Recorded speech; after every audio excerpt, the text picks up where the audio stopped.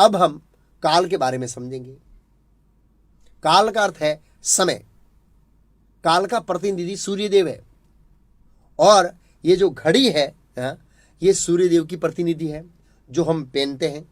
दुर्भाग्य है हम इस काल को रोज और हर समय देखते हैं, लेकिन इसको समझते नहीं है। ये काल श्री कृष्ण की शक्ति है और बहुत ही भयानक शक्ति है भगवान की। इसको हम विस्तार से समझने का प्रयास करेंगे।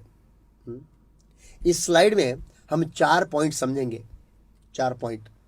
पहला है, इस भौतिक जगत में जो भी विनाश होता है वो काल के कारण होता है। काल सबका विनाश करता है। फिर प्रकृति में जो परिवर्तन होते हैं ना, परिवर्तन, वे काल के कारण होते हैं। काल के कारण भौतिक प्रकृति में 6 प्रकार के परिवर्तन होते हैं। जन्म लेना, वृद्धि करना, स्थिर रहना, और इस 15 से कुछ साल तक हम लोग स्थिर रहते हैं। फिर आड़ पैदाश उत्पन्न करना, बच्चे उत्पन्न करना अर्थात, फिर क्षीण होना और फिर मर जाना। ये 6 परिवर्तन काल के कारण होते हैं। फिर काल जो है वो श्री कृष्ण की शक्ति है। ब्रह्म संहिता में ब्रह्मा जी एक श्लोक में कहते हैं, यक्षुरेशा सविता सकल ग्राणाम राजा समस्त सुर मूर्ति रसेस तेजा यस्य यज्ञा भर्मति संवर्त काल चक्रो गोविंदमादि पुरुषम तमाहम भजामि। इस श्लोक में ब्रह्मा जी ने सूर्य को भगवान कृष्ण की आंख रूप कहा है। ये सूर्य भगवान कृष्ण का आंख है और सूर्य भगवान कृष्ण की इच्छा के अनुसार भ्रमण करता है और हमारी आयु को क्या करता है? कम करता है, कम। अब हम भगवत गीता के एक श्लोक से समझेंगे कि कैसे जो काल है वो श्री कृष्ण की शक्ति है। श्री भगवानुवाच कालोऽस्मि लोकक्षयकृत् प्रवृद्धो लोकान् समाहर्तुमिह प्रवृत्तः ऋतेऽपि त्वां न भविष्यन्ति सर्वे एव स्थिताः प्रत्यनीकेषु योधाः। भगवान ने कहा, समस्त जगतों को विनष्ट करने वाला काल मैं हूं और मैं यहाँ समस्त लोगों का विनाश करने के लिए आया हूं। तुम्हारे सिवा दोनों पक्षों के सारे योद्धा मारे जाएंगे। अर्जुन का विश्व रूप देखने के बाद प्रश्न पूछता है, इतने भयानक रूपधारी प्रभु आप कौन हैं?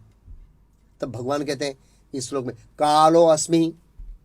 भगवान ने कहा, मैं समस्त जगतों को विनष्ट करने वाला काल हूं। फिर अर्जुन पूछता है, यहां किस लिए आए हैं? तो भगवान कृष्ण कहते हैं, सबका विनाश करने के लिए। भगवान का कहना है कि दोनों पक्ष की सेनाओं में से प्रत्येक योद्धा मारे जाएंगे।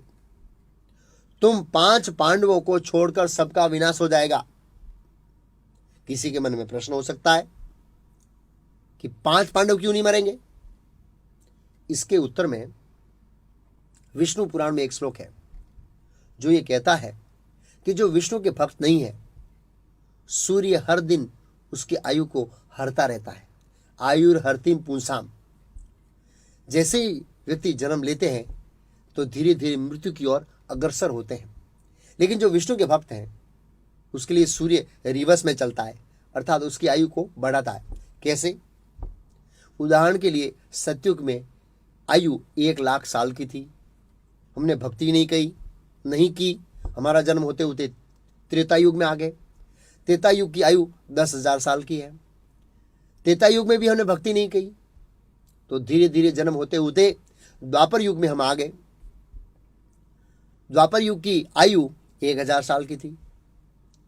द्वापर युग में भी हमने भक्ति नहीं की, धीरे धीरे जन्म होते होते हुए अभी हम कलयुग में आ गए। कलयुग की आयु 100 साल की है, लेकिन आरंभ में 100 साल की है, लेकिन कलयुग के अंत में 10 साल की हो जाएगी। तो धीरे धीरे आयु कम होती गई। सूर्य हमारी आयु को हरता है, आयु हरतिम पुंसाम। लेकिन जो विष्णु के भक्त हैं उसकी आयु बढ़ती है। आपको प्रश्न हो सकता है, क्या हरे कृष्ण वाले ज्यादा जिंदे रहते? नहीं, लेकिन जैसे जैसे सूर्य उदय होता है वैसे वैसे जो भगवान का भक्त है वो भक्ति का अभ्यास करेगा, और भक्ति का अभ्यास करने के फलस्वरूप उसको सनातन शरीर मिलेगा।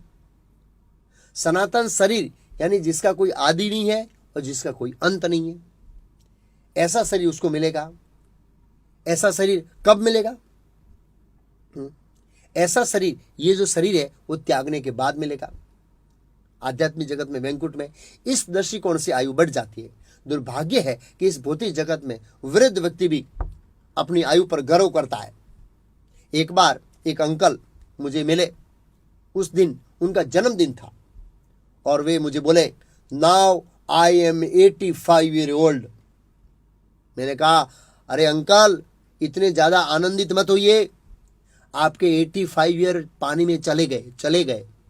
अभी आपके पास बहुत कम समय बचा है, इसलिए भगवान का भजन कीजिए, ज्यादा भजन कीजिए, मनुष्य जीवन के लक्ष्य को समझने का प्रयास कीजिए। ऐसा कहने से अंकल का मुंह ढीला हो गया। हम दिन प्रतिदिन मृत्यु की ओर आगे बढ़ रहे हैं। हमको महसूस होना चाहिए कि हमारा समय हमारे हाथ से जा रहा है। चाणक्य पंडित ने कहा कि अगर एक क्षण भी हमारे जीवन में से चली जाए तो करोड़ों सोना मोहर से भी हम समय को खरीद नहीं सकते। इसलिए हमको इस समय का सदुपयोग करना चाहिए और उसके साथ खिलवाड़ नहीं करनी चाहिए। एक बार हमारे हाथ से ये समय चला जाएगा, उसके बाद कभी भी वापस नहीं आएगा। बाद में जब हम वृद्ध हो जाएंगे तब हमको पछताना पड़ेगा, अरे रे, मैंने तो बहुत सारा समय व्यर्थ गवा दिया। लेकिन तब तक बाजी हमारे हाथ से चली जाएगी।